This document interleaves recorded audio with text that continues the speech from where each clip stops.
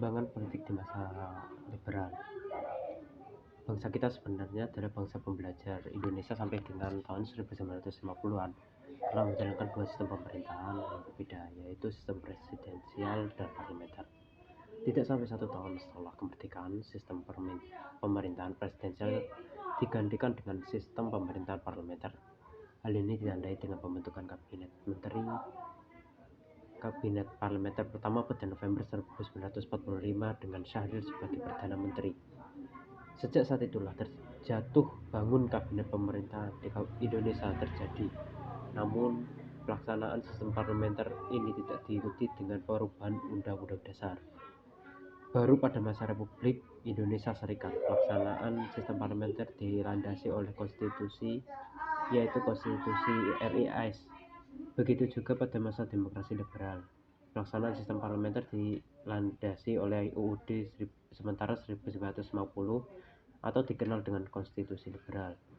Ketika Indonesia kembali menjadi negara kesatuan, UUD yang digunakan sebagai landasan hukum Republik Indonesia bukan kembali UUD 1945 sebagaimana yang ditetapkan oleh PKI pada awal kemerdekaan, namun menggunakan UUD sementara 1950.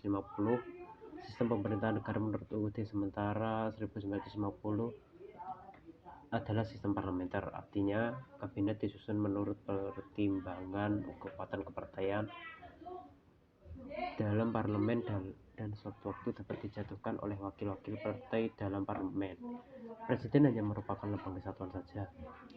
Hal ini dinamakan pula demokrasi liberal, sehingga era ini dikenal sebagai zaman demokrasi liberal.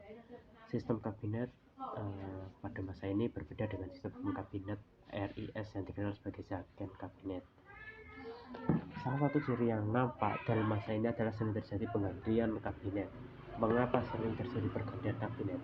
Hal ini terutama disebabkan adanya perbedaan kepentingan di antara partai-partai yang ada. Perbedaan antara partai-partai tersebut tidak pernah dapat terselesaikan dengan baik, sehingga dari tahun 1950 sampai tahun 1959 terjadi silih berganti kabinet, mulai kabinet Nasir, kabinet Sudirman, kabinet Muldoko, lalu kabinet Ali Sastroamidjojo I, kabinet Burhanuddin Harahap, lalu kabinet Ali Sastroamidjojo II, dan terakhir adalah kabinet Juanda.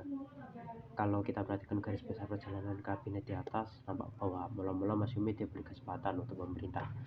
Kemudian PNI memegang peranan terutama setelah pemilihan umum 1955. Namun PNI pun tidak bisa bertahan lama karena tidak mampu menyelesaikan permasalahan yang dihadapi, yang akhirnya dibentuk Zaken Kabinet di bawah kepemimpinan IR Juanda. Kabinet-kabinet tersebut pada umumnya memiliki program tujuan sama, yaitu masalah keamanan, kemakmuran, dan masalah Irian Barat, saat ini Papua dan Papua Barat. Namun setiap kabinet memiliki penekanan masing-masing. Kabinet yang dipimpin Masyumi menekankan pentingnya penyempurnaan pimpinan TNI, sedangkan kabinet yang dipimpin oleh PNI sering menekankan pada masalah hubungan luar negeri yang menguntungkan perjuangan pembebasan Irian Barat dan pemerintahan dalam negeri. Apabila kita teliti kabinet-kabinet tersebut satu persatu, maka akan menampak hal-hal yang menarik. Kabinet Nasir ketika menyusun kabinetnya, Nasir bermaksud menyusun kabinet dengan melibatkan sebanyak mungkin partai agar kabinetnya mencerminkan sifat nasional dan mendapat dukungan parlemen yang besar. Namun pada kenyataannya Nasir kesulitan membentuk kabinet seperti yang diinginkan, terutama kesulitan dalam menempatkan orang-orang PNI dalam kabinet, sehingga kabinet Nasir yang terbentuk pada 6 September 1950 tidak melibatkan PNI di dalamnya. PNI menjadi oposisi bersama PKI dan Murba. Latar belakang masalah dalam pembentukan kabinet seringkali menjadi faktor yang menyebabkan goyah dan jatuhnya kabinet. Hal ini terlihat ketika kabinet Nasir menjalankan pemerintahannya. Kelompok oposisi segera melancarkan kritik terhadap jalannya pemerintahan Nasir. Kabinet Nasir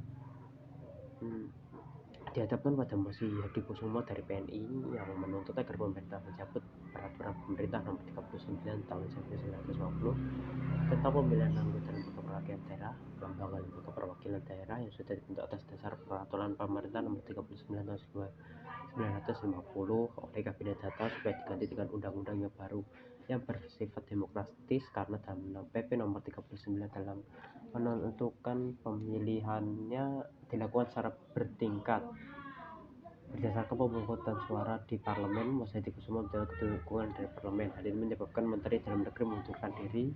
Kondisi ini menyebabkan hubungan kabinet dengan parlemen tidak lancar, yang akhirnya menyebabkan Nasir menyerahkan mandatnya kepada Soekarno pada 21 Maret 1951.